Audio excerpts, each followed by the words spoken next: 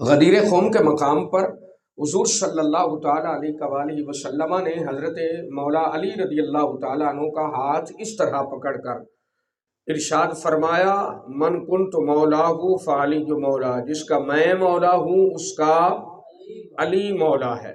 اس حدیث پاک کے مطابق نبی بھی مولا، علی بھی مولا، نبی بھی مولا، علی بھی مولا، اور ہم مانتے ہیں جو علی کو مولا مانتے ہیں ان کے لیے نبی بھی مولا ہے، اور ہم اہل سنت الحمدللہ مانتے ہیں، ہم نبی کو بھی مولا مانتے ہیں، علی کو بھی مولا مانتے ہیں۔ اور مولا کا معنی مددگار بھی ہے۔ قرآن مقدس میں اللہ نے فرمایا ذالک بأن اللہ مولا الذین آمنوا وأن الکافرین لا مولا لهم۔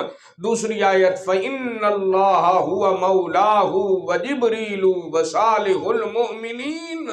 اللہ تبارک و تعالی اہل ایمان کے مددگار پیدا فرما دے گا، لیکن کافروں کا کوئی مدد کرنے والا نہیں ہوگا۔ ہمارا عقیدہ ہے ہمارا نبی بھی اللہ کی عطا سے ہماری مدد کرنے والا ہے، اور علی بھی اللہ کی عطا سے ہماری مدد کرنے والا ہے۔ اللہ بھی مولا ہے، نبی بھی مولا ہے، علی بھی مولا ہے۔ اللہ کو مولا کسی نے بنایا نہیں ہے، نبی کو مولا اللہ نے بنایا ہے، اور علی کو مولا رسول کی نسبت اور تعلق کی وجہ سے اللہ نے بنایا ہے، کیونکہ رب تعالیٰ خود فرماتا ہے، سنیں نا، اللہ تعالیٰ ارشاد فرماتا ہے وَمَا يَنْطِقُ عَنِ الْهَوَىٰ إِنْ هُوَ إِلَّا وَحْيٌ یوحا، محبوب کی زبان سے اللہ کی مرضی کے علاوہ کوئی لفظ نہیں نکلتا، محبوب وہی بولتے ہیں جو رب چاہتا ہے۔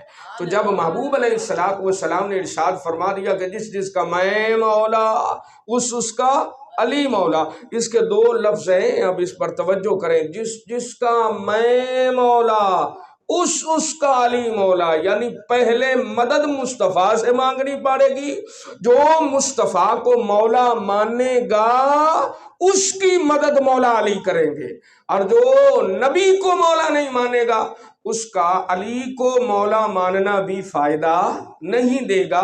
لہٰذا نبی بھی مولا، علی بھی مولا، نبی بھی مولا، علی بھی مولا۔